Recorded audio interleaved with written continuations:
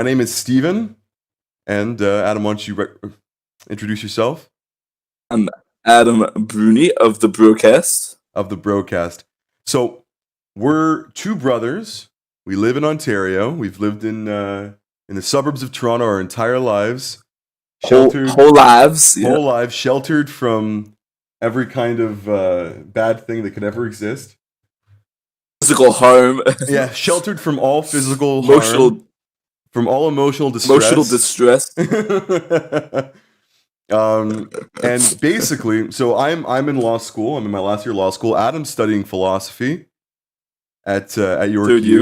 Third year. There you go. So we just kind of wanted to make this podcast so that we could talk about just issues that we thought were important to talk about, and then chronicle our conversations. Also, issues that aren't heavily talked about too. Well, that's its own issue, right?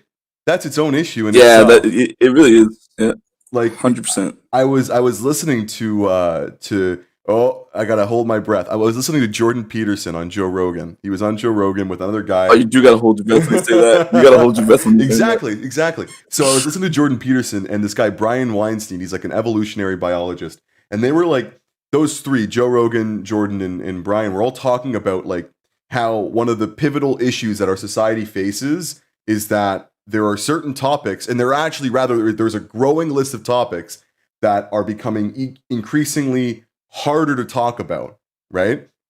And they say that that's like an existential threat to society in general, because we need to be able to talk about just about anything. Yeah. Well, what's the solution? That makes sense. Is there a solution?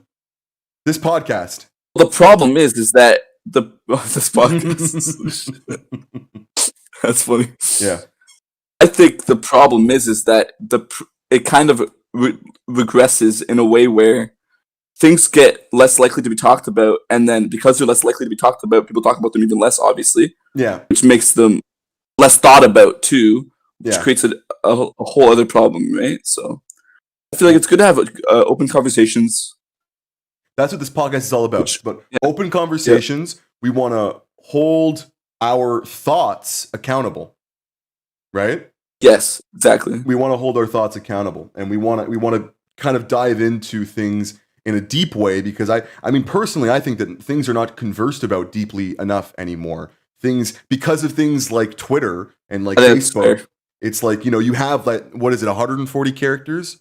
And I don't even know how much is on Facebook, but you've got like this tiny little box. Yeah. This is your pedestal. You've been given a stool to make a speech on. This is your pedestal, but it's 140 characters. How are you supposed to convince anyone of a logical argument, right? It's just buzzwords. It's like literally built for buzzwords. So the Bruni Brocast, we're gonna solve the issue at its core. No buzzwords. No buzzwords. No buzzwords. No buzzwords allowed here. There's no clickbait titles. It's episode 1. Ethics. No clickbait. That's it. See, in the title, title, we didn't put Justin Trudeau ethical scandal. We didn't put Andrew Scheer uses campaign money to. Even though we might talk about that, who knows? We probably will talk about that. Even though we might be talking about that, but no clickbait titles on this podcast. That's what you sign up for. I mean, at least for the first episode. I can't tell. Maybe the next episode we'll make a clickbait. Maybe eventually. Maybe episode 24. So Justin Trudeau gone wrong. Gone sexual?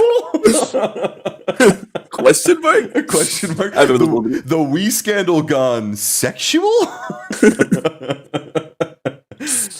So we're so this is our first episode. But no promises. No promises. It might not go sexual. This is our first podcast, and things might be a little bit janky today. We kind of just like talked about it last night. And we were like, yeah, let's fucking do it. And then this morning, I kind of just sprung it on Adam. I said, let's record it today. And he's like, I haven't done my research yet. And I said, who cares? Who cares? We're so smart. We don't even need research. Who needs to do research? I'm not so sure about that. I'm really not so sure about that. Okay, so I'm gonna get right into ethics. And I think where we should start with ethics is something like a baseline that everyone understands. Yeah. Right? Yeah. It's best to start where everyone understands. So I was in class, I think it was last year. We had a bunch of attorneys from the Ford Motor Company of America come to our class to do like a little bit of a presentation. and they were talking about AI in vehicles, self-driving vehicles, right? And so they were talking about how Yes. Yeah. all the Popular major, topic. yeah, well, very popular topic, but they were talking about all the major automakers are currently in a kind of like a debate because they don't know whether all vehicles should share the same AI in their vehicles for self-driving, or if different companies can develop their own algorithms, their own AI for self-driving capabilities. Yeah. So I think that they should be one AI. That's my Okay. opinion. But Why? I obviously, want to hear that's why hard you to think do that. because why there should be one AI? Well, if Yeah. there's one AI, then obviously each different automotive company's AI would correspond with each other, right? So there would never be a conflict where one AI would be dominant or more likely to do a certain thing rather than the other AI is more likely to do another thing, which could cause Mm-hmm. problems if those conflicting interests kind of line up at the wrong time, right? I think that could cause a lot of problems. Yeah. But also at the same time, it is difficult for all of these different companies to be able to have one AI, right? That doesn't really make sense. Each company should kind of make their own AI. That's like the intuitive, like at first glance, like, oh well, each different company should have their own different company But AI, right? But it's such a problem if everyone has their own AI and one is say let's make it very basic. One AI for self-driving is set up to protect the occupant, right? And the other hmm, AI is set up to prioritize, pedestrians on the street, right? So when you yeah, have that kind of thing, it's like one AI is doing one thing, another AI is doing another thing. They might and like collide because so they're that's both exactly what I'm plan on saying. different things. So what these attorneys were saying is that like it was almost every major automaker in the game. I don't think Tesla was part of it, but like Ford, like the Volkswagen Group, and many other big, huge automakers were all kind of signing up to these talks together to develop an AI that is kind of universal among all their platforms. Because he's saying like self-driving is going to be something that is like widespread in the next 20 years, absolutely, potentially 10. That's what this attorney was saying. Yeah, That's kind yeah, of that makes crazy. sense. 20, yeah, I could see it for sure. I like to drive. Who the hell doesn't like driving? I like driving. Who I doesn't who actually like doesn't driving a enjoy lot, driving? but Like who wants to like just sit and be ferried around everywhere? I guess some people maybe. I don't know. The fun is like I in mean, I also see the fun of that too, right? well, I guess you're And the able fun to of like, answer calls, you're able to like do work while you're driving, but I don't want to work all the fucking time. and you're less likely to crash, obviously, right? What, with a self-driving car? I don't Yeah, know. I don't know about that, man. but they have like perfect reaction time, perfect like everything. Sure, Like sure, but we're but we're it's what the bound to computer our wants to do. physically crippled selves, right? Like we can only get zero point 0.2 reaction time. That's like as good as it gets, right? Or But what's maybe the a problem with little bit that? faster, but Why do we need better? Why do we need better? because it's obvious that the way we've been doing it is not the most like optimal way to go about the problem. I think as long as people are driving, people are going to be distracted, tired, drunk, and people are going to die because of that, right? Hmm. If you're drunk and you get in your self driving car, you're just going to get home fine, right? Well, okay, listen, for the drunk situation, I totally get that, and that's a good Even idea, all and the it's nice. situations, like you've been tired Mm. driving before, right? That's not necessarily a safe thing to do, right? Oh, But it it's very happens to most unsafe, of us. dude.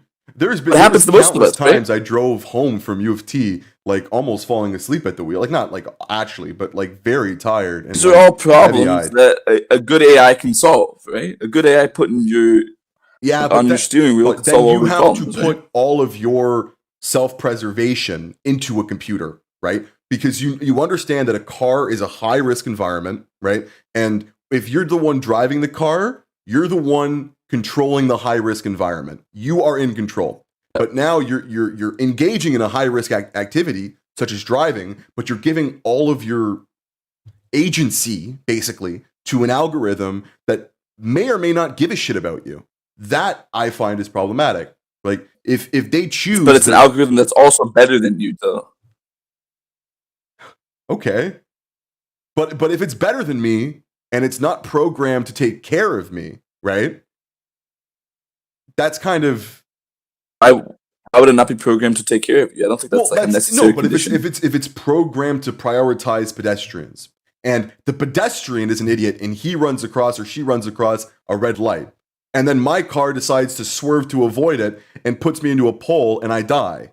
You know, that is like what we're talking about here. Like literally, when we're having conversations about ethics in AI, we are talking about, okay, these are scenarios. There is a mom pushing a stroller with a baby inside. She happens to be crossing the road at a red light. Does your car try and brake and still hit her? Does your car swerve away and then get you into an accident? You know, what does your car do? And in an AI that's built to prioritize pedestrians, your car might put you at risk to protect the person crossing on a red light, right? Whereas if I was the one driving my car, I would probably be less likely to put myself at risk than someone else, right? That's just my own self-preservation kicking in. So I don't know how I feel giving up the agency that I have to an AI that may or may not be programmed to protect me, but also that I might not even know how it's programmed. Like I'm literally putting blind trust in something. That's what you say now, but I bet in 10 years we like if we get to the point where these AI driven vehicles are prominent, I feel like we would all know the frameworks that they were built upon. Okay. Now, here's like a doomsday scenario with this in terms of AI and self-driving cars. I was watching this because sorry, before you go on, I think it's obvious that nobody would want to drive a car that like the framework in which the AI that is driving it, like if you just don't know what that framework is, I don't think anybody would want to get into a car in that situation, right? So I think that these automotive companies are incentivized to give us that framework because we'll feel safer with it and we'll buy more of these cars with it, right? So if they're really making this their main plan, that's wishful thinking, though, Adam. That's heavily corporation incentivized money dollars thinking. That's what I think. No. I think it's wishful thinking in the sense that people will actually care about the framework and like I actually want to do the work. Oh, people don't care about the framework. People care about the money. The corporations care about the money. Okay. That's what I think. Well, I mean, it's always about money. It's always about profit, and I think they'll have more profits if they give people. At least that's what I think. Who knows what could happen in 20 years? But I mean, that's my baseline thinking. So I was watching this show, and he gets into an AI car. So it's like this whole show, and it's like kind of like 20 or 30 years in the future, and the main character gets into an AI car. Black Mirror shit. Yeah, sort of. It's not really. It's called what was it called? Upload, I think. It was on Amazon Prime. Actually, a pretty decent show. Okay. And he gets into this self-driven AI vehicle, and you know, like somebody hacks it, and he goes right into a semi truck, and he dies. That's like the first episode, basically. Literally, like one of the first things that happens in the show, because the entire show takes place. Don't let that laughing at that, but the fact that it's fictional is pretty funny. Well, wait, really? Oh yeah, I know what show you're talking about. The entire show takes place in like him being dead and like kind of in the afterlife. Yeah, but it's like an online afterlife. They upload his brain. Yeah, exactly. So, but like that itself is another issue. But that's a total. I mean, cybersecurity is a totally other issue, and it's literally cybersecurity is one of the biggest trades or like cyber trades in the industry right now. Like there are people who are cybersecurity experts who are making more than lawyers out of school. Literally. Way more. Like 80 to 100 grand out of school. Because it's just like our lives are increasingly more and more dependent on like this cyber world, and making it secure is of the essence. It's of the same essence of making our personal lives secure as it is to make our cyber and virtual lives secure, right? That's because our cyber and virtual lives are becoming more and more like our real physical lives. And those two, I don't think can coexist. But that's a whole other issue. Wait, what do you mean? Those two can't coexist? They have a big problem coexisting. The physical analog life. Yeah. Okay. Yeah. I think they do. I think that. I feel like there is a balance you can have, but even with that balance, there is still a lot of time that you were kind of losing in a sense to like the digital world or to the digital. So I don't know. I feel like that whenever I go on Facebook. I bet some people out there feel like that when they go on Facebook too. I don't know, but for me, I feel like that's definitely part of something. I don't know. For me, it's like the virtual world is this place that's very easy, right? Like to build something in a virtual world, you just need a coder. You don't need the bricks, you don't need the mortar, you don't need the furniture, you don't need the staff, you don't need to clean it up, you don't need to do like to build a space in a virtual world, all you need is like a programmer and a modeler, right? Yeah. I mean, I'm being basic. You need more than that, but it's really like it's less than you would need for something physical, right?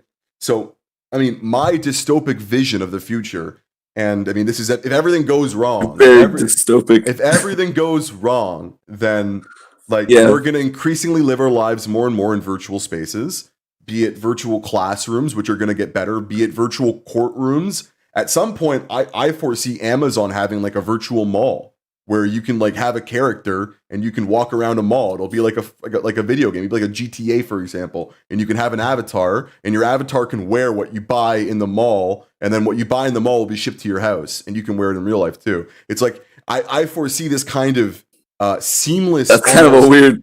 That's kind of a weird vision. No, but that's a little bit of a weird vision. I see the seamless kind of interaction between the physical and the virtual. Because we're starting to see like this. This is happening, and this was happening before. Let's say 2007, like when Facebook got prominent. I don't know exactly when it is. I'm just bringing on a number. I think it was 08, but yeah, some odd years ago, when Facebook became prominent, lots of people started using lots of their time on Facebook or Twitter and stuff like that. And that stuff is not that bad. I think that stuff's fine. Mm-hmm. But we did slowly see an uptick in the amount of people that use these softwares and the amount of time they use them for. Right, we're seeing that go up, I think, at a pretty steady rate. But now I feel like with COVID, like we did 90-degree vertical increase of our usage of, or just putting ourselves in the digital world, right? I feel like with online classes, with nothing to do outside, with quarantine, like everything is like you can't serve. I mean, in Ontario now, very recently, you can't serve alcohol in bars after 11 p.m. You can't have 10 people or more in your house, in your own domicile. To do. Well, you can't even have people over. You can't have people over. Even you in can't Ontario, go out. There's not a lot you could be doing. What are you going to do? But what are you going to do? That's exactly where I'm going with my argument here. You're going to surf fucking Facebook all day. And you're going to scroll through Instagram all day. You're going to see your activity on your phone go from an hour a day to 5 hours a day to 6 hours a day to 7 hours a day. Who knows? You're going to constantly have that screen on because at this point, I'm not saying that I'm absent of this. I'm saying no, that I know, but as much as the next person. But it's natural. It's more natural than you and I think it is because we have a natural social. I agree. Yeah. Like it's built into our brains that we want to be social. Most people need that. Yeah, they have a social interaction, right? So when you're in a quarantine and you're stuck in your own house, right? You're only tethered to this physical outside world. Whether it's texting your friends, whether it's hopping on YouTube, whether it's checking out Instagram or Facebook, you're only tethered to this outside world now is your screen, and your most prominent screen is your phone. Really, like more than your laptop, more than your computer, it's your phone. So your phone's always on your body, right? Or at least for me it is. Dude, so this is a funny little anecdote. I did remember when I was working in Ann Arbor at the public defender's office? Yeah. So the first day that I went to work there in Ann Arbor, we had what's it called? Like a little orientation, I guess, right? And at the time, they hadn't given us our cards yet, our access cards yet. So I got to the courthouse and I had like my bag on, I had my laptop, I had my phone, I had everything, right? And I walk into the courthouse and I'm like, yeah, I'm here for orientation. I'm going to be one of the new public defenders for the summer as a student. And they were like, where's your card? And I'm like, I don't have a card. This is my first time showing up. I haven't gotten given anything. And they're like, well, you can't bring anything in. And I'm like, well, what do you mean? I'm working at this courtroom. Like, I need to have my phone, right? And they're like, well, until you get that card, you can't bring your phone, can't bring your laptop. I had to run back to my car, stow my stuff. And I literally spent an entire day, like from 8:30 a.m. until 4:35 in the afternoon without my phone. My phone. And after the fact, I was like liberated, but in the moment, I was like a nervous puppy, like a puppy who's like owner leaves the house for like 24 hours, and he's like, "What the fuck is going on? Like, what the hell? Because you don't know What what's the hell is going going on your phone, on?" right? I'm like, "What's going outside? Like, what's You don't know happening what's outside going of this on outside. courtroom?" Exactly. Like, I'm so used What to if someone's being calling me? What if somebody's texting me? What if somebody needs me? What if somebody... Well, that's the whole thing. I'm so used to being able to like Right? live everywhere because my phone allows me to basically live I everywhere. love the word incentivized. I love the word incentivized, but I do feel like as humans who own a cell phone, we are incentivized to keep it on our body at all times, Yeah, right? absolutely. Because Absolutely. then because And it's human like a beings natural love thing. having knowledge. We love Mhm. having knowledge of the things going on, like outside of... we love having control and knowledge about things in Yeah. our lives that aren't necessarily happening within our physical lives, like at the moment, right? You know Yeah, what I yeah. mean? No, So I just feel like I you're get it. heavily incentivized to say, "Oh, you know what? I'll just keep my phone in my pocket, and if somebody calls me, I can answer. If somebody posts something, I can see it. If Yeah. somebody needs me to, I don't know, send them something, you can, or send them an email or check your emails. You can always do that, right? Yeah. I feel like But that's such a great thing, and why would you not want to have your phone on you, right? That's the way it seems, at least. And okay, so I let's mean, talk about some ethics. yeah, Let's get into some ethics here. sure. Um, we had some things we wanted to talk about. For me, there are a couple of things I wanted to talk about specifically, and that's to do with Canadian politics. Um, Yeah. I am unhappy. I'm unhappy with the amount of unethical behavior that is happening in our government, and this is a bipartisan issue. Don't be fooled. Don't be fooled by anyone else. This is a bipartisan issue, and everyone does What do it. you mean by bipartisan? It is an issue What that do you mean affects by bipartisan? it is an issue that affects either side of the political spectrum. And I would say, for the most part, it affects either side of the political spectrum equally. So they're, Okay. for the most part, What's the problem? equally unethical. So, I mean, Justin Trudeau, he's had some fun run-ins as of late. There was the SNC Yeah. Lavalin Yeah. disaster. I mean, I don't know if you recall that, the SNC Lavalin whole fiasco. I'll get into it. I'll give you a little bit of a It rings some breakdown. bells. I forget, but That was like yeah, 2 sure. years ago, a year and a half ago. Basically, there's an engineering firm in Montreal called SNC Lavalin. They were operating in Libya, and I think one of their upper management was involved in some kind of bribe with a Libyan official to get a government contract. Okay, it's unethical behavior. Okay. It's also potentially illegal. I think in Libya it actually is illegal, and I mean also in Canada to bribe a government official is illegal. So I'm pretty sure it was illegal on both parts of the coin.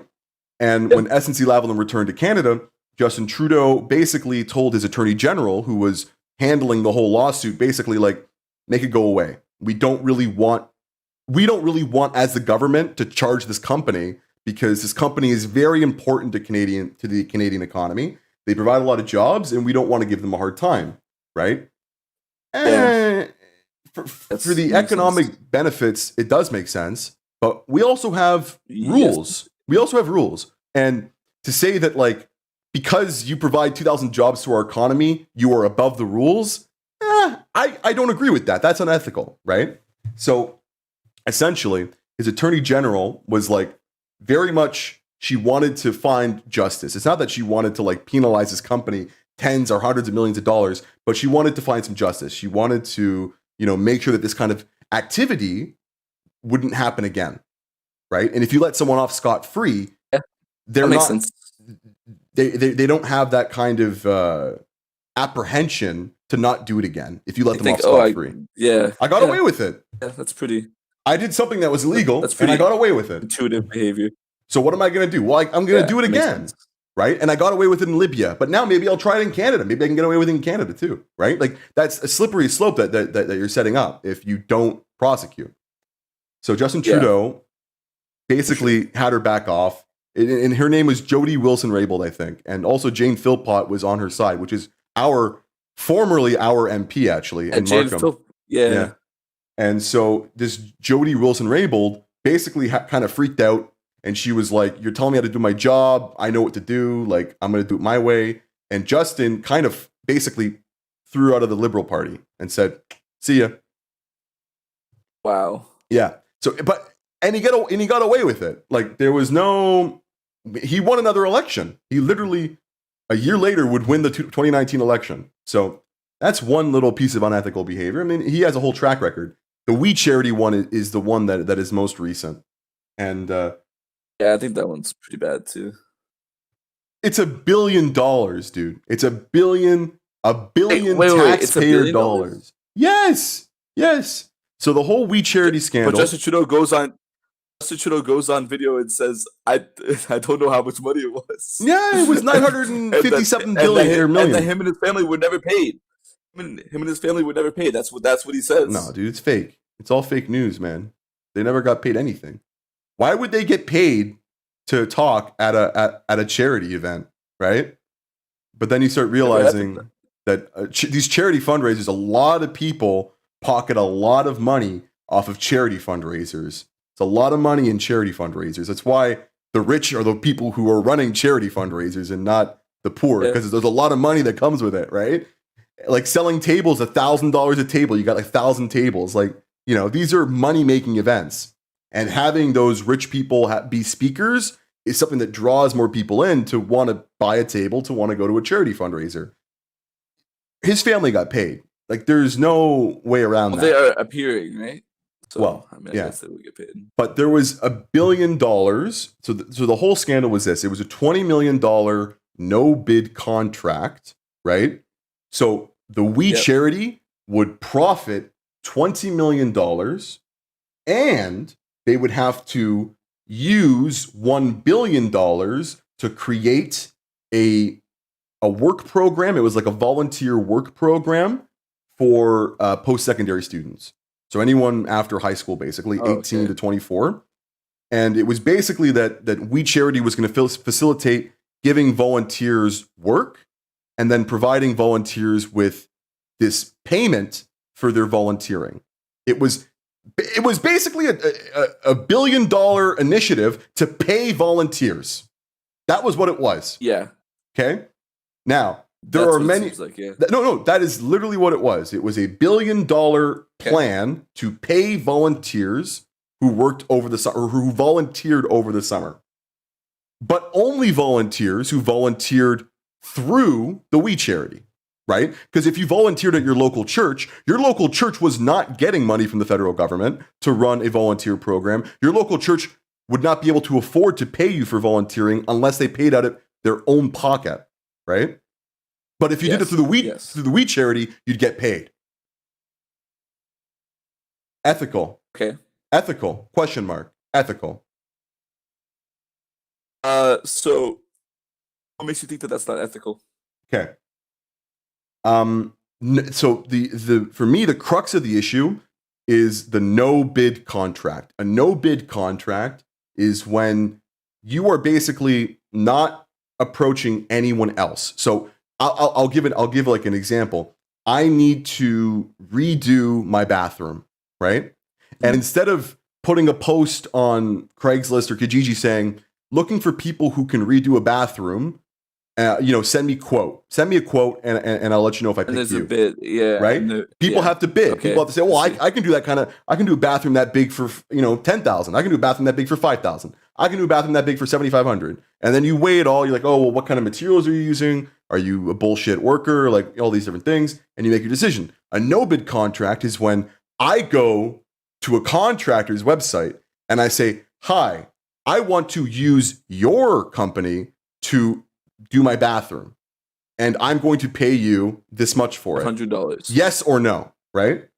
So what Justin Trudeau did was not, instead of opening up this volunteer regime, this paying volunteer tax plan to all different, volunteer associations across Canada, whether it was United Way. United Way is huge in Canada. Salvation Army, huge in Canada. I see what you're saying. Yeah. Right? These are all volunteer organizations that would have liked probably to put a bid in and said, oh, you know what? We can run a program like that. We've got tons of volunteers, and Goodwill or Salvation Army or United Way. But instead, Trudeau's government went to the Kielburgers and said, hey, we have been thinking we want to put $1 billion into paying volunteers, and we have been thinking that we want you to do it. And here's how we'll do it. We will give you $1 billion to pay to students who volunteer, and we will pay your company $20 million to do it. By the way, my mom and my brother, who have made around $300,000 in total from your organization, say hi and say thanks for the checks you sent them last month. Right? Like, come on. How is that? That's completely unethical. Yeah. By the way, see you next weekend for dinner, where we talk about when's the next time my mom's going to speak at your fundraiser event for 20 grand. See you next week. Enjoy the $20 million in your bank account. Right? Yeah. So now I want you to evaluate it. Use some ethical principles. So the We Charity got $20 million from the government? So that was planned. It didn't end up happening because they got caught. That was the whole scandal, is they got caught before it went through. So the scandal is that they were going to pay We Charity. We Charity was paying the Trudeaus, right? And Trudeau's finance minister at the time, Bill Morneau, his daughter was like one of the chief management positions at We Charity. So Bill and Bill Morneau received a $40,000 vacation from the We Charity. I think it was last summer. So Bill Morneau is finance minister, who, he would be the one who signs the check, right? He's the one who signs the check and says, hey, We Charity, amount $20 million. Thank you. He's the one who signs the check, and he's basically giving it to the corporation that pays his daughter, the charity that pays his daughter, and he's also the charity that gave him a $40,000 vacation, and he's being told to do it by the prime minister, whose family has made $300,000 from this charity over 4 years. This is our government. This is literally happening as we talk. I mean, over 4 years, making $300,000, that's not a lot, right? It's enough to what, dude, 80 grand come a on. year? Yeah, for talking at that's what was it, 20 or 30 events? What's 80 grand? That's not her only job. That's just like a side hustle. Yeah. She's got 300 grand in a side hustle over 4 years. Bro, I would love to make 300 grand in a side hustle over 4 years. Please, where do I sign? I'll talk at the We Charity. I'll talk at every event for $80,000 a year. But you're not the prime minister's wife. I'm not the prime minister's mom. Well, that's why it's unethical. Because she's the prime minister's mom, she's making the money. And because she's making the money from these guys, they get the contract. Right? Because I bet you $1 million if his mom was doing speeches for United Way would have got the contract. Right? Do you think that if the deal would have went through, that they would have given the Trudeaus even more money? I don't know, dude, but it's not even like that doesn't even matter. Like for me, like I don't like to live in the world of conjecture where it might have been that they paid them more money. But it doesn't even matter as it stands, as the facts stand. As it stands, reality, it doesn't seem that bad. What do you mean that doesn't seem that bad? You don't think it seems that bad? I want you to explain yourself now. I mean, I guess the no bid contract is kind of a scam that is kind of corrupt. Yeah. Right? If the We Charity is just given the position at a certain price rather than taking bids from other charities that could have done it for like other prices, I guess. But why is that necessarily something that should get you thrown out of off your seat as prime minister? Right? Like, aren't you allowed technically to go to a corporation and just say, "Okay, I'm going to give you this much money if you do this"? Yeah, you can, but they're our government. We elect them, right? And we elect them hoping that they follow the traditions of our country. And one of the traditions of any democracy, I would say, and any good democracy, is a presence of ethics and a lack of nepotism, right? You don't want to play favorites. You don't want to play favorites. Playing favorites in a democracy is what turns a democracy into like a despot kind of situation, where you have someone who is wielding the power in a way that is benefiting the social circle around him, right? And this is already true of the liberal government. Like we can see this. Bill Morneau literally resigned from the finance minister position over this whole scandal. He was the scapegoat, in my opinion. I think that Justin Trudeau kind of put it all on him. And already He's like, I think he's about to get a job with like Ontario's curriculum creator, like the OECD. Ooh. I think he's going to become the president of like the organization, like provincial organization that runs our like curriculum and all that kind of stuff. Like it's ridiculous, right? Like these are kind of the appointments that happen to people who happen to be in social circles connected to the prime minister. So Yeah, but and that is here's problematic. where I digress, because I've only spoken about Trudeau. Like we've only spoken about Trudeau so far, right? But it happens on both sides. Hmm. It's not a liberal issue. It's not a leftist issue. It's not a rightist issue. It's not. It's really not. It doesn't even sound like that way. During his campaign, It Andrew doesn't Scheer, sound like it's that way. Andrew Yeah. Scheer, he used donation money from the Conservative Party of Canada to pay for his kids' private school tuition, right? Nice. Is that unethical?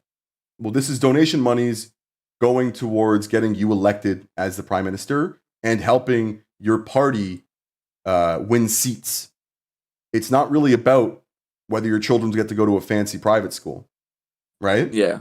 That's what the donations are for, helping ridings win, right? And advertising. Yeah. And Yeah. so unethical.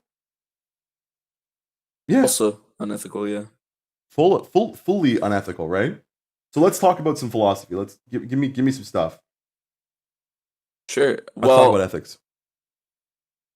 so something that an ethical doctrine, I guess you can call it, that I like is the Kantian ethical doctrine. Which Immanuel so Kant. at first, yeah. So at first, it doesn't seem like, even for me, I'm someone who heard of the wheat charity scandal, and I guess it does seem a bit blown up to me. But at first glance, it seems like, Justin Trudeau's mother worked a decent amount. Maybe she deserves some of the money. Maybe she doesn't. I don't know. But I think the problem doesn't really stem from the money, which is why it's kind of weird that Justin Trudeau didn't answer the question when he was asked. Because I watched an interview of him being asked how much money his family earned from the wheat charity, and he didn't. He dodged the question, I think, like 5 or 6 times in a row. But it seems weird to me because it doesn't seem like it's that much money, and it seems like it's something that he should be able to answer, right? But yet he's not. He refuses to answer the question. Yeah. So now that you brought up this new information to me, it doesn't even seem like it's that much. But I think the problem more comes from, if you look at this at a wide range, and you look at it in a type of way where you see that, okay, if everybody were to do this, Mm-hmm. what would be the outcome? And that's what Kantianism That's is. what I was trying to. Yeah. That's what Kantianism looks at. It's like, sure, it might not seem that unethical if one person does it, but the way you have to hold up your moral principle is you have to hold it up to, what if everybody were to do it? Exactly. And that's kind of what Kant thinks his a priori ethical principle would be, is that when weighing something as ethical or unethical, you have to look at, if everybody were to do it, what would be the repercussions? And let's just see, if everybody were to, use this like nepotism and choose not the best person for the job and just the person that they wanted to do the job, Yeah. what would be the outcome? Well, you can see that if everybody were to do that for every single aspect of their life, that it wouldn't really be an ideal world that we live in anymore, right? No. I feel like it is important. We would be elected kings, by the way. That's how I see it. Yes. I feel like part of our culture and part of our economy kind of relies on, having the right tool for the right job, right? Mm-hmm. Do you see what I'm saying? Like, sure, there are a bunch of different tools that you can use to solve the problem, but if you get the best price for the best value for, best workers, well, that's capitalism, who have the best pensions, right? You know what I mean, right? Okay, yeah, but like that's what would happen if there was an open bid. That's the right tool for the right job, right? That's the right tool for the right job, right? Yeah. Using just going to the wheat charity is not necessarily using the best person for the job, right? No, I think that's inherently flawed. It's saying I know better. Sorry, you can go. No, it's saying I know better. I know that this is the best tool for the job, and I'm going to pick it Yeah, exactly. instead of looking at my entire tool shed and evaluating Exactly. each one of my choices. I'm going to just go and grab one, the one that I like the most, because I think that it can do the best job. I It's think not how so, our but world works, right? dude, It's not, for me the I is sorry, the it could problem. work like that, but that's not the way it should work. Exactly. Well, this is the thing that I have an issue with. The I is the problem. I picked this one, right? But who is the I, right? In this scenario, the I is the prime minister. It is not our Exactly. government.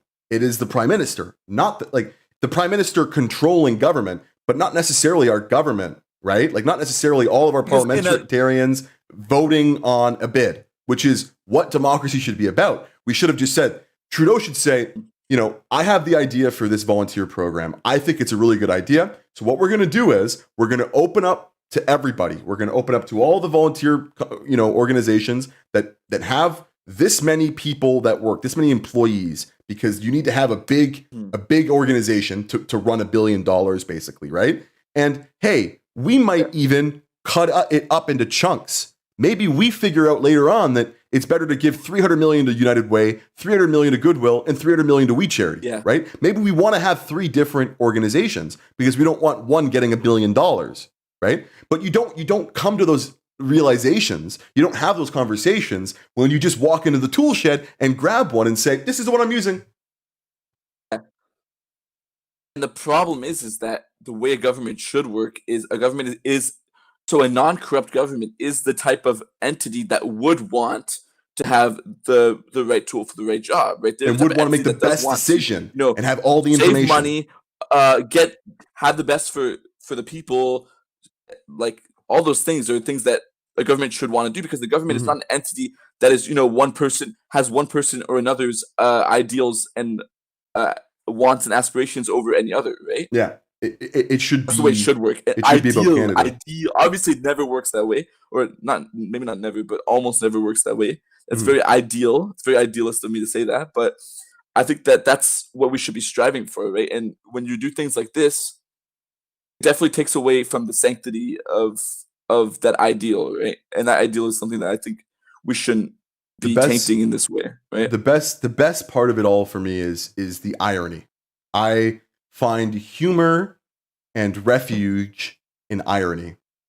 In August 2019, the Independent Ethics Commissioner of Canada, one of Canada's top watchdogs. A watchdog is basically an organization that is trying to evaluate the behavior of the government in some kind of capacity. So the Independent Ethics Commissioner of Canada decided that the Prime Minister's team breached ethical rules regarding SNC Lavalin, right? Less than a year later, right? I think it was June 2020 that Trudeau tried to award this whole We Charity contract and this whole scandal brewed.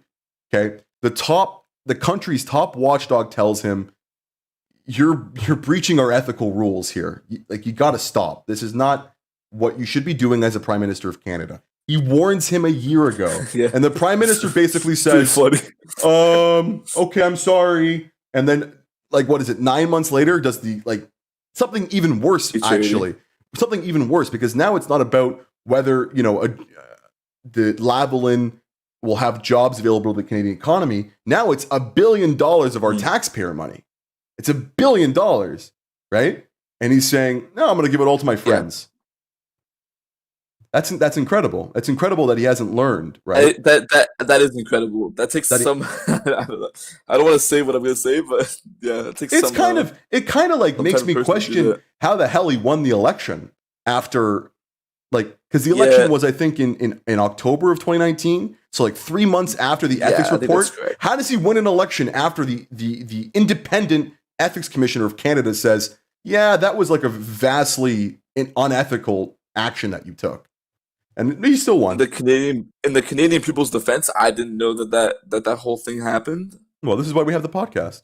I hope you guys. Exactly. I hope you guys didn't know about it. I hope you know it now, and I hope you do your own research. And I hope you read about the Andrew Scheer Chronicles, because he's no saint either.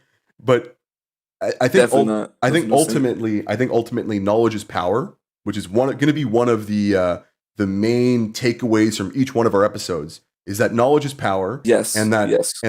we're I not 100% here. agree. We're not here to tell you how you should think, but we're here to tell you some things that you haven't heard before. Why you should think? Yeah, why, dude? Amen. And why? I think that's why kind of should cool. we? Why should we I think? just came up with that. No. I don't want to. But I think it's perfectly accurate for you and I. Is we're not the kind of people to tell people what to think. But what or how? No, what or how? We don't care. Well, how? Yeah. How? Yeah, maybe a little bit. How is in the middle? I actually don't know about how. How is in the middle? I maybe should not have said that, but that's fine. Yeah. But like, But anyways, why? yeah. I think why I think it's very important. We're going to convince you why it's important to think and to question and to ask questions and to be that critic. Yeah, Because exactly. if the we more were all- information you have, the better decision you can make, right? If we were all critics, if Like that's the most fundamental. exactly. If the Sorry. population of Canada, this is a hypothetical. If the population of Canada entirely was of voter age and everyone was a critic, right? Everyone was a critic. And politicians who were unethical or, who just did bad shit in any way, shape, or form, didn't get elected, then our politicians wouldn't be shady. The people that made it there would probably be people that were morally upright, right? If we, as the electorate, decided that we would stop electing anyone who was corrupt, maybe we had to turn to the Green Party. Maybe we'd turn to a different party. Maybe another party would emerge saying, we're the ethical party. We're the ethical governance party, right? Who knows what would happen? But if we stopped supporting politicians that were corrupt, politicians that are corrupt are not going to have power. The only reason they get power is through our votes. And they only get our votes because we're kind of conditioned to believe in this 2 or 3 party system, which doesn't have to exist at all. And at least yes, I 100% agree with that. Especially, you see now in the States, you see how much of a problem this 2-party government is kind of giving them, right? Because you don't necessarily have the right vote. Like the right vote might exist, but the right vote might not exist within Republican or Democrat, right? Oh, absolutely. I have friends That's the way that I see it. I have friends that wanted to support Bernie. I have friends that wanted to support Andy Yang. I've got Republican friends that don't want to support Trump because they supported people like Jeb Bush and Ted Cruz and Marco Rubio, who are very different Republicans than Trump, right? Yes, I agree. It's there's these two categories, but these categories, like the Republicans and the Democrats, are huge, and there's so many different groups who are trying to basically have a tug of war for power within these parties, and then they're having a tug of war for power in the American governance system, right? All it seems to come down to is most people care. Not to say it's all most people care about, but a big factor is who becomes the candidate for the presidency, right? Yeah. That's what it comes down to in the end, and that's I think what part of the problem is, right? A lot of it is just, you get to pick between this 50% or this 50% president, right? Mm-hmm. It's either Joe Biden or Donald Trump, right? Sleepy Joe. That's the way it seems. Teflon Don. You got to vote for the guy that's cutting off Joe Biden every 5 seconds, or you got to vote for Joe Biden. Who, it's just you got to vote for the orange man or for the sleepy man. For me, I would just like some more choice. Obviously, we don't necessarily have. We're that lucky. Luxury. We're lucky not even in Canada. I mean, in Canada, we barely have the luxury either. We almost have a 2-party system too, but it's a little bit better, I think. But and this is the thing. Historically, it has not always been that way. If you look at Canada's electoral history, there are so many parties that have existed over the course of our history. There was coalition farmer parties that were huge in the 1900s. There were union parties. I would be down to vote for. They were national union parties. There was so many different parties over our 150 with the farms. years. I'm with the farms, dude. They won. I'm collated. At one point, I think in Ontario, there was a farmers' coalition that was in power in Ontario after World War II, and it was there was a whole ethical commissioner report. I think it was called the Labelle Report. And it basically found that this coalition of farmers government in Ontario, this provincial government, the premier, literally used funds to create a secret police, the Gestapo. I'm not even making this up. I wish I was making this up. If you look at the Laybell report, it was like literally like this judge in like the 1950s who's basically like going through all these documents, and he's like, holy fuck, in 1945 the premier made like a Gestapo, and he was like gonna try and use it to like shut down political speech, but he never like got around to it, like it never worked, but he tried. Right? I'm not collating with the farms anymore. No, it was something like that. It was something ridiculous like that, and it was just like, wow, that's quite the history. Like, who would have known that? Who would have known we almost had the Ontario Gestapo like as a thing? Like, you're gonna try to stifle political speech. I think that sounds funny. But okay, it's comical now, like 60 something or 70 funny. years ago. It's funny. It's funny now, 70 something years ago. But like back then, holy shit! Imagine like it's post World War II, and you're already getting someone who's like trying to crack down on political speech. It's like kind of spooky. But I mean, it's not only that. Like our history of politics is so diverse and so broad.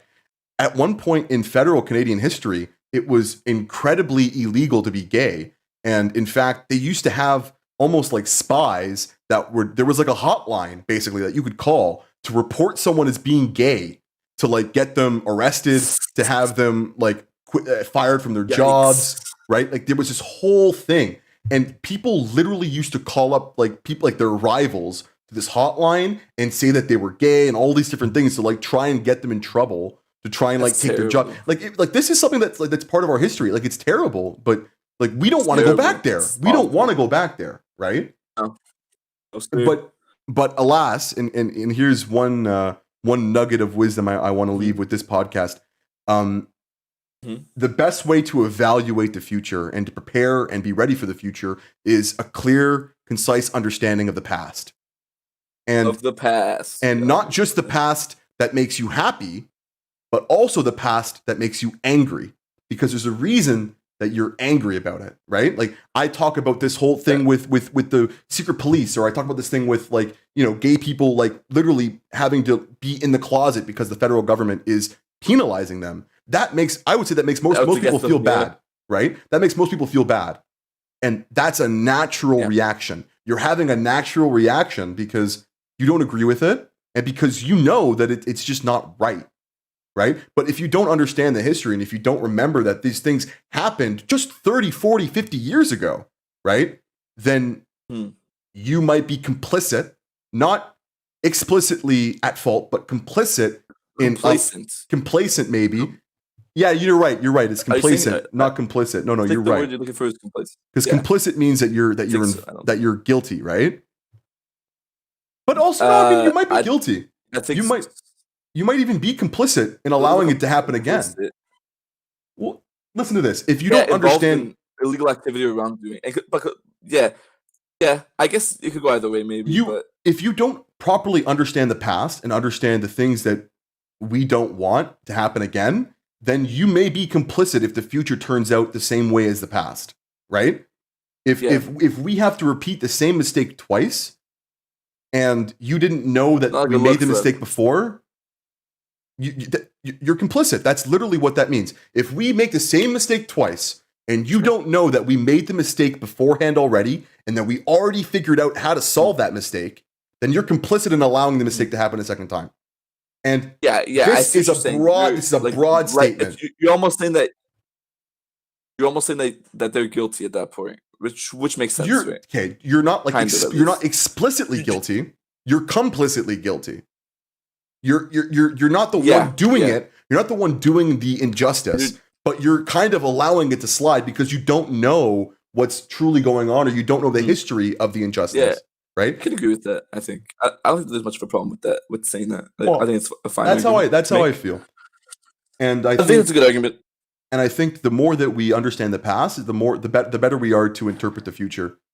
And I think our best moment this entire podcast is telling people to vote for less corrupt politicians and less unethical politicians. I mean, that's just pretty obvious to me. If 33 million people watch this podcast and listen to this podcast, the problem is how do we know which governments are corrupt and which ones aren't? That's the problem, man. We have watchdogs. We have commissioners. We can demand that their donation breakdowns are provided to us. We can see where their donation money goes to. Does it go to like parties and food and hanging out and having good times, or does it go really to getting people elected? Right? All that stuff is, we can all see it. We just need someone to report on it instead of reporting on bullshit issues that serve to polarize us. Report on things that are important for all of us to know, that bring us all together towards a common goal, right? I'm going to report on injustice. Yeah. My objective in reporting on injustice is to bring all Canadians up to the same page and to unite them in condemning unjust behavior.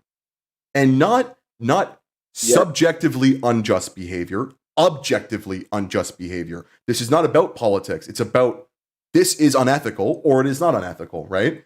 I'm not going to make it a political thing, right? But what the media likes to do instead is, this is an injustice from one side inflicted on the other side. If you are on the if you were on the right, then you are going to read this and say, that's bull, and I can't believe the stupid media would say this. And now I'm going to go listen to Alex Jones some more because the stupid media always is making fun of me and what I think, right? And if you're on the left... And the stupid government makes the frogs king. And if you're on the left, you're going to read the article and say, this is why I hate people on the right. I'm right in everything that I hold because the media is always agreeing with me. And I'm going to continue hating people on the right because they have no idea what the hell they're doing. So what is the media system creating? I'm going to give you guys a spoiler. Let's hear the spoiler. Neither side's looking good. Side's looking good there. That's the problem. Neither side's looking center. Good. If you're on the right, you're not looking good. Come in the center. Come exist in the center. Yeah. Come make political parties. Come make political parties convince you again. Don't. I've had enough of this tribalism. There should be no more tribalism in politics. You don't have to be a Democrat your entire life. You don't have to be a conservative or liberal your entire life. You don't have to support a liberal because you supported a liberal last election. Every time there's an election, let the parties sell themselves to you. Make them do their work. Make them get up on the stage and dance. That's your power as an electorate. At the very least, that's what we can make them do. That's what we can make them do. We can make them dance.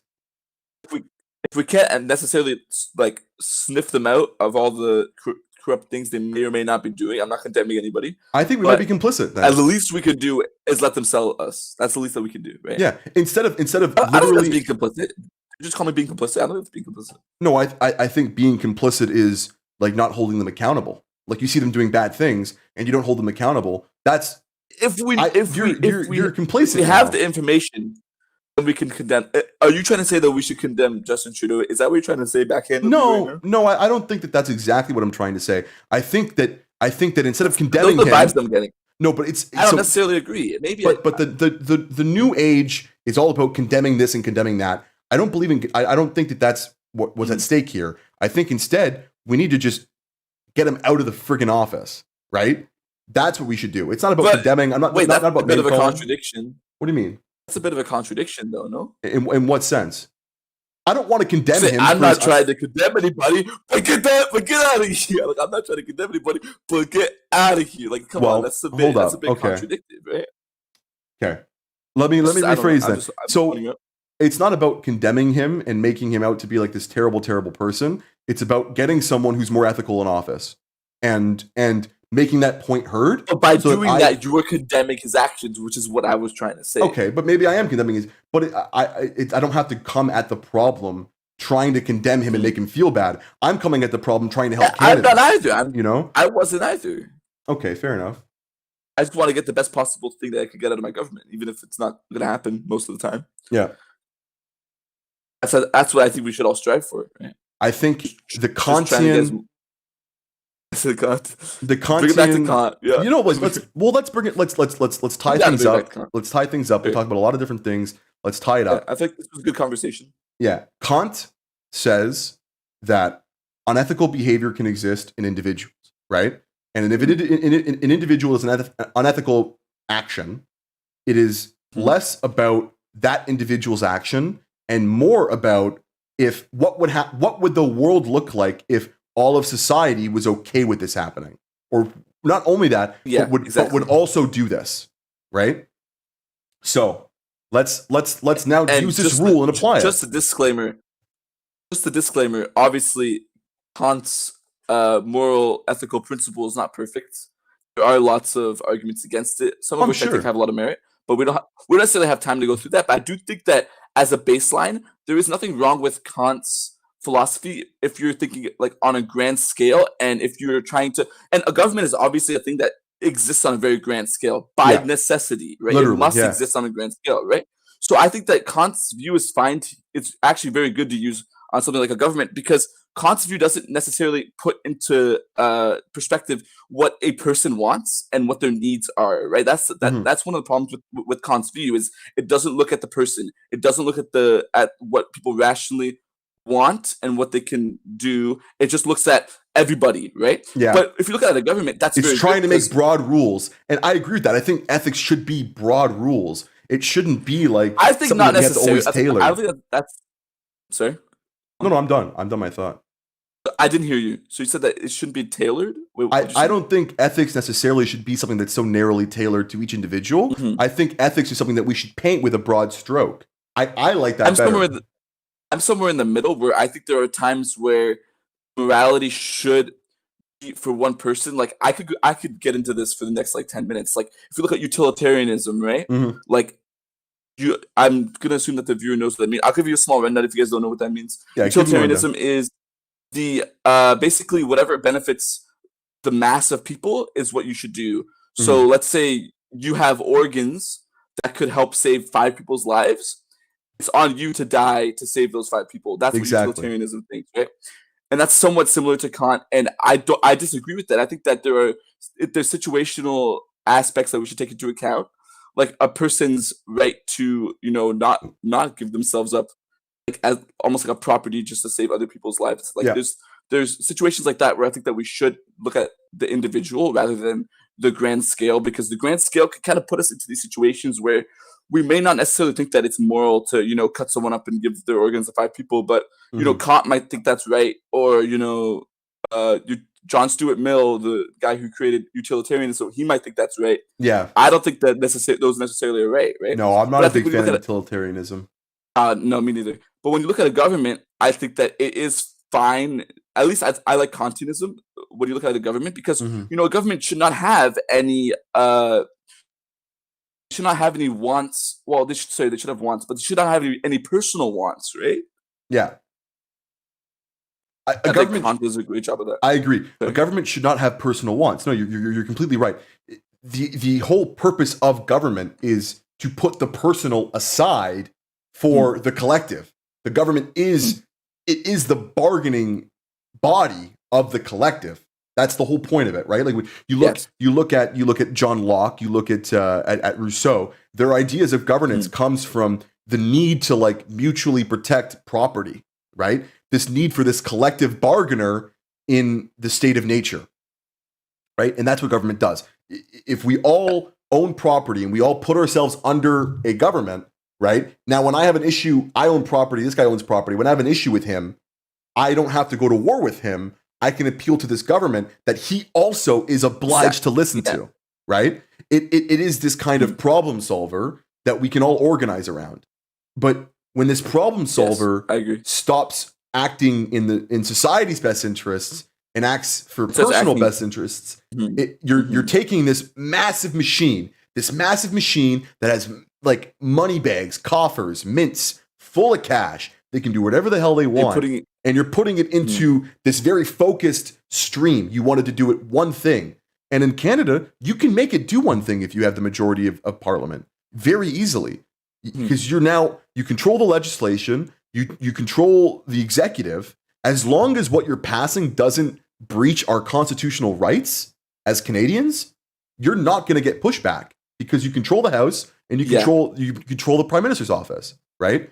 So you can, if you put that government to a personal use, you can get really far with it. You know how far you can get with it? You can basically pass $1 billion to go to your friend's charity organization. That's how far you can go with it. No, that's how far you can go Yep. with it. So Yeah. Yeah. so so now we see that $1 billion in taxpayer money. What that? How many homeless shelters is that? How many? many, How many, many many, hospitals? How many respirators? How many masks? How many, the list can go on about things that we need, right? The list can go on. Do we need to do it in a volunteer format? Why don't we just lower tuition? Or why don't we give more away in OSAP? Why don't we forgive more student debt? Instead of paying volunteers, why don't we just forgive every student who volunteers this summer? Every student who volunteers this summer gets a $10,000 student debt forgiveness from OSAP or from any Canadian. That'd be amazing. Well, dude, this is a dream for a lot of students. This is a way to solve the problem. It's kind of logical, right? It's incredibly logical. It's kind of logical because I'm not putting money to an outside party. Off, but you can give them some amount of, like, if 5, they volunteer 6, for you, 10. You could give them. Government can give them some amount of rebate on their in their school, and it encourages people to get out and lots of kids volunteer. Are going to university these days. Exactly. And it encourages people to go to school who might not have been able to, right? Maybe. Dude, I like and you when you do that now, you can use the avenues that have already existed, like OSAP, British Columbia, like all these different provinces already have regimes for their student debt and for student loans, right? They already it's all already within the government. You don't need to go to an outside contractor. All you have to say is this $1 billion, we're going to give this much to British Columbia, this much to Alberta, this much to Ontario, this much to Quebec, ad nauseum, and we're going to tell each of them if there is someone who on their application for student loans can provide proof that they volunteered this summer for more than, however many months, they will receive a $10,000 off rebate on their education provided by the Canadian federal government. It's literally that easy. It's that easy. And that will promote kids who know it to go out and volunteer. They don't have to volunteer with the We Charity. They can volunteer for their church. They can volunteer for, the Boy Scouts or the Girl Scouts or whatever. They can volunteer where they want to volunteer. And they can take advantage of that $10,000 rebate. I think that's I think that could work. Obviously, it would need to be fleshed out a lot, but I think absolutely. That's a good idea. This is broad level stuff, it's a right? Good idea. And I think this podcast is a lot about ideas, because I think ideas are important. I think we shouldn't necessarily have to come up with ideas that are 100% factual, but they should at least make sense. I think that something that you're saying right now is something that it makes a lot of sense, right? Yeah. So I think that I'm not sure if it's perfect, but it's better for the people. It's better for the people. It's better for the people. Absolutely. Because I'm coming. Because and the reason why it's better for the people is not because it's with the government or it's with students or with the reason why it's better for the people is because I'm coming at it from the perspective of how do I make this money benefit society as much as I can. That is my entrance thought. My entrance thought is not how can I pay my friends who I owe. My entrance thought is not, how can I line my pockets? How can I line my pockets, or how can I look the best, right? Because a lot of things that he does are not unethical, but they're all about the looks. He has to look very good, like very positive, right? What can I do to look good? What can I say to look good? For example, he was he was having like a town hall many, many years ago, and he said that he preferred to use the word people kind over mankind because it was more inclusive, right? This kind of he's arguing semantics, right? But he's making like a point out of semantics, and he's doing it not because, I don't know, he's doing it not for the betterment of society, because society really couldn't give less of a shit about whether we said mankind or people kind. It really doesn't matter. I mean, people could argue that. I think we should say humankind. That's what I believe personally. Yeah, and I'm not being sarcastic. I think we should use humankind because we are all humans. Kind of stupid, I think, we are not all like people. I mean, like people is such an informal word. People, word to use. It's not kind. Humankind has been used before. It's something that's humankind has humankind is like a very, like, in my opinion, like a very Darwinian sounding kind of term. Like it's very evolutionary, very scientific. I think it's the right answer to that problem. It's the intuitive answer to that problem. But you see like this kind of virtue signaling, like, you use different words, weird words, because you're trying to signal that you're a good person. It signals even more so than saying humankind that you're that type of person, right? That you're a good person, right? You're signaling that you're virtuous. You're signaling that you care about the minority, right? But what have you done to help the minority? That's what the minority should want to see. It should be less about the question needs to be answered, yeah. Right? And when you have the prime minister and the government currently, and they're like cracking down on like Aboriginals, and there's like there's protests across the country. There's been protests that Aboriginals been doing for the past year because of like different pipeline projects and water problems.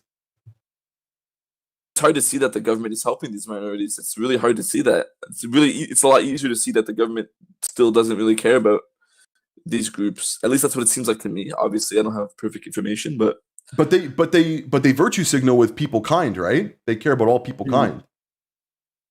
Right? And that's a lot of what our current day media is all about, right? It's flash with it's like a Big Mac. It's like a Big Mac with nothing but the bun. We could tie it back to what you said at the beginning of the podcast. It's all about buzzwords, right? That's what we can tie it back to. Yeah. Right? No, I agree with you. It is truly about buzzwords, but it's deeper than that. It's deeper than buzzwords because it's not just buzzwords. I feel like people kind of is a buzzword. I feel like people kind of really is a buzzword. And it was meant as a buzzword because you and I are still talking about it, 5-6 years later. But it's not just buzzwords. It's what's underneath. Yeah, I guess I shouldn't have said it's all about buzzwords. I should have said it's a lot about buzzwords to the media, right? But again, there's a lot underneath it too. What's even more important is what's underneath. And it's what is underneath, like when you dig through the buzzwords are kind of meant as a smokescreen. Because you see this buzzword, you see the smokescreen, and you're like, oh, okay. I'm actually not quite following. Go on. In my opinion, a buzzword is kind of a smokescreen. You're trying to get answers to very specific, important problems. Like, what are you going to do to solve this inequality? What are you going to do to solve this inequality?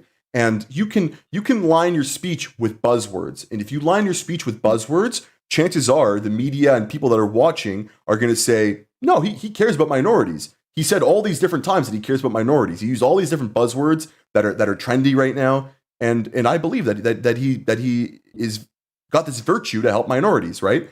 But what we really should be looking for is how many bills has he passed to help make clean drinking water in Aboriginal reserves, and what has he done to improve their quality of life? And in fact, how is their quality of life after 5-6 years of Trudeau? Is it better? Is it worse than what it was under Harper? I'd like to know that. I think the Canadian people deserve to know that kind of information, right? Yeah, but I don't think we do know that answer, right? Do we? I think the answer is it's just as bad. I wouldn't like to. I'm not going to say that it's worse or better. We have anecdotal evidence. That does seem to point to the fact that think that it's around the same. My opinion of the matter is that it's the same. Is that it hasn't necessarily been fixed. And I mean, that's a problem. It's going to be a hard problem to fix. No, I'm not 100% sure, but it is highly likely that the problem hasn't been fixed, and not that it's gotten worse under Trudeau, but that it's just been kind of this plateau. Because the point that I'm trying to make is the buzzwords create the smokescreen. They distract. They make you think that everything is fine, and meanwhile, nothing is actually behind it. Nothing's changing. Nothing's really changing. It's like a smokescreen. It's like a Big Mac with nothing in it but the bun. Yeah, that's a good analogy. Now I understand your analogy. It's a Big Mac with nothing but the bun. And like, I mean, box, and then open the box, and then you see the bun. Open the back, you see like stacks of buns, and you're like, oh well, that's great. I don't have to get bread for the day. Which big letdown, right? Yeah, I'm just kidding. Yeah. No, it truly though. That's how I feel about things, and so I think we have to. I think we as a population have in a way, we've been complacent in allowing this to happen because we have indeed elected someone that has gotten through all these different elections with blackface scandals, with SNC-Lavalin, with We Charity scandals, without helping Aboriginal people, and yet he still just keeps winning the elections because we've elected him. He doesn't win because he's a fascist and he rigs the election. He wins because he's democratically elected, right? Something I wanted to say before too. I think we're lucky to live in a place where we aren't forced to have the same bad government in power every single year, right? Mm-hmm. So I think that we should be trying our best to make it so that these things don't happen. But the problem, I think, was that, like as you said, Andrew Scheer had some issues too, right? So there wasn't necessarily a right choice there. I think it would be hard to kind of look past both of them and see someone else that you could truly vote for. So I think that's a problem. I think not necessarily with the voter that voted in Justin Trudeau. I think that's just a problem with our system right now, which is a problem that we could also solve too. It's important to solve this problem. I've listened to Aaron O'Toole's initial response to the throne speech, and I liked it a lot. I don't know a lot about him in terms of like ethics and his I'd have to do some political research to do that. I'm not background. I don't have my research done up on him yet, but in terms of what he Really? said in that speech, his speech was, "We've got to be better Canadians. We've got to care about each other. We've got to get back to our communities. We've got to, we've got to kind of be there for each other in a time where increasingly we're seeing south of the border, people are at each other's throats. We need to be helping each other no matter what politics we have or what culture we have or maybe don't share. We're all What a political Canadians and we should be ideology. helping each other. What a political ideologies are. It shouldn't be about that. Despite It all should those be things. about we and this is I'm the a issue with, big proponent of.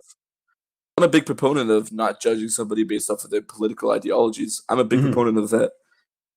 A lot of people do that to me. I try not to do that to other people, and I feel like people are getting divided based off of that right now. I feel that a lot. And what does that create, Adam?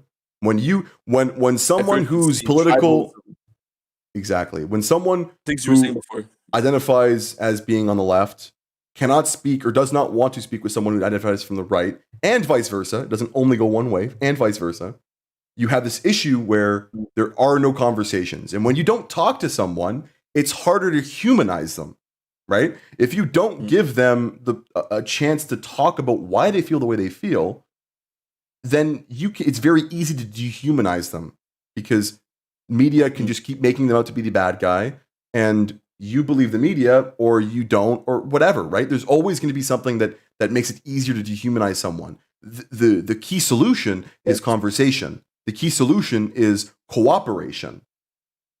Despite differences, conversation. Exactly. Right? People Well, don't like to that is talk where to logic, people that is where who have knowledge, different political ideologies.